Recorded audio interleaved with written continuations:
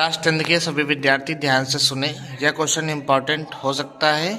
ठीक है, तो इस क्वेश्चन को मैं आपको पहले डिस्कस कर रहा हूँ। ठीक है, फिर समझने का प्रयास करेंगे आप सभी विद्यार्थी और इस प्रश्न को हल कर लेंगे अपनी कॉपी पर। ठीक है, और 2-3 क्वेश्चन अभी बता दूंगा तो आप खुद से ट्राई करेंगे तो ये क्वेश्चन आपसे हो जाएगा। ठीक है, चलिए क्वेश्चन को डिस्कस करते हैं।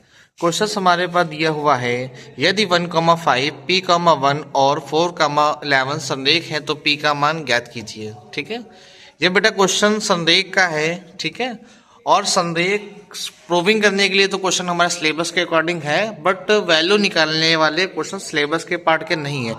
फिर भी 2024-2025 की परीक्षाओं में इस टाइप का प्रश्न पूछा गया है, तो आपको यह प्रश्न प्रिपेयर करना पड़ेगा। ठीक है, ऑब्जेक्टिव के लिए ज़्यादा इंपॉर्टेंट रहेगा। तो आप सीखते कैसे करेंगे। सबसे पहले करेंगे क्या, माना बिंदु ए, बी और सी संरेख है, ये हमने लिख लिया। ठीक है, अब फिर हम लोग क्या बनाएंगे, लाइन पर ड्रॉ कर लेंगे बिंदु को। तो ए हो गया, बी हो गया, सी। ठीक है, अब संरेख होने पर हम लोग जानते क्या है कि जो ए बी की प्रवणता होती है वह बी सी की प्रवणता के बराबर होती है। तो ए बी की प्रवणता का formula y2 minus y1 upon x2 minus x1 और बी सी की प्रवणता की formula y2 minus y1 upon x2 minus x1 होता है। ठीक है, तो यहाँ पर ए बी की बात करेंगे तो हमारे पास में ये आपका हो जाएगा x1 कामा y1 हो जाएगा, और ये तुम्हारा बेटा क्या हो जाएगा x2 कामा y2 हो जाएगा। तो फॉर्मूले के अकॉर्डिंग y2 है, तो y2 की वैल्यू हमारे पास कितनी गिवन है, 1, तो 1 यहाँ पुट कर देंगे। ठीक है, y1 की वैल्यू कितनी है, 5, तो 5 पुट करेंगे। अब इसके बाद में x2 की वैल्यू p है, p पुट कर दिया। ठीक है, x1 की वैल्यू 1 है तो 1 पुट कर दिया। ठीक है, सेम काम इधर करने वाले हैं bc की प्रवणता ज्ञात करने के लिए। तो bc की प्रवणता में फॉर्मूला आपका वही रहेगा, y2 minus y1 upon x2 minus x1।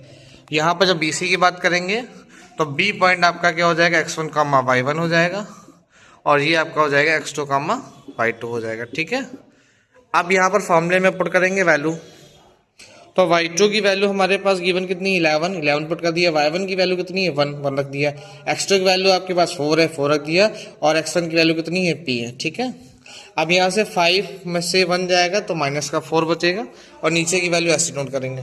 11 से 1 जाएगा तो यहाँ पर 10 बचेगा। अब इसकी करेंगे हम लोग क्रॉस मल्टीप्लिकेशन, तो इसकी मल्टीप्लाई से यहाँ नोट किया, इसकी मल्टीप्लाई से नोट कर लिया। माइनस की 4 से तो माइनस का 16, माइनस माइनस प्लस, और 4 की पी से 4p, और 10 की पी से 10p हो जाएगा, प्लस माइनस माइनस 10 बन जाए 10।